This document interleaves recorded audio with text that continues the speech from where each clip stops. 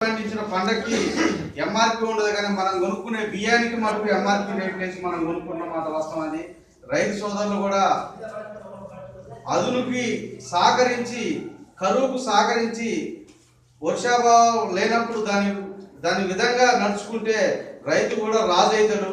రైతు సోదరులు ఏంటంటే ఫలానా లక్ష్మణ గారి చేసిండు మనం వేయాలని ఆరాటం ఆతృత తప్ప అది కాదు. మనం ఒక విభిన్నమైన రోల్ మోడల్ పోవాలని ఆలోచన చేయక కూడా నష్టం జరుగుతుంది. కాబట్టి రైతు సోదరులకి చేతులెత్తి దండం పెట్టేది ఒక్కటే, మనం 67 కాదు ఇంకా 70 సంవత్సరాలు మనం ఇటువంటి ఫంక్షన్ జరుపుకోవడం కాదు కావాల్సింది.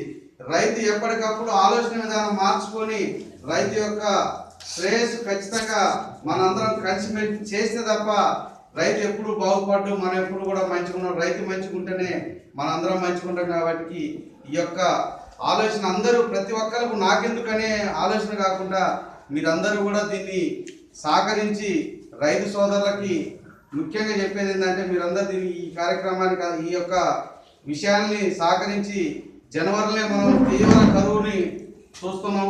ఇంకా 3 నెలలు ముందల ఈ కరువు ఎట్లా బయటపడుతుంది అనేది బాగా భయంగా ఉన్నది. ఖచ్చితంగా నాకు మటుకు ఖచ్చితంగా భయంగానే ఉంది. అది ఏ రూపాయన ఇబ్బందులు పడుతున్నది కూడా అర్థం కావట్లేదు.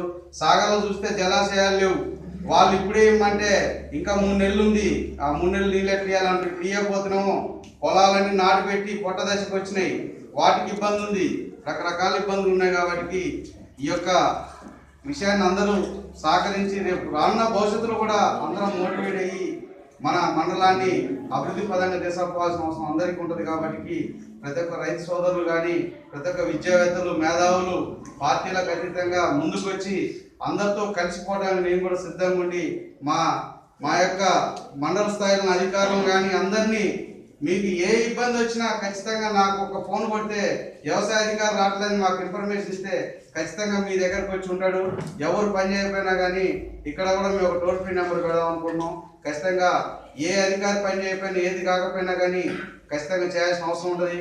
పింఛన్ల విషయానికి వస్తే కొన్ని నకిలీ పింఛన్లు రావడం వల్ల నిజమైన అరువులకి కొంత ఇబ్బంది జరుగుతుంది. అది ఆ నకిలీలు తీయాలంటే ఇలా వాటికి కూడా మనకు ఒప్పు కాస్తున్న వైనం ఉంది. కాబట్టి అసలు అరువులకి ఆ నకిలీయా అవినీతి అనే దాంట్లో కొంత ఇబ్బంది జరుగుతుంది. కాబట్టి అరువులైన వాళ్ళందరికీ రాష్ట్ర ప్రభుత్వం ఎంతో గొప్పగా ఇమ్మని చెప్తుంది. వృద్ధులకి, వికలాంగులకి హాస్టల్ల సన్నబియ్యం ప్రతి ఒక్క స్కీముని బ్రహ్మాండంగా రాష్ట్ర ప్రభుత్వం నడిపించుకోబోతుంది.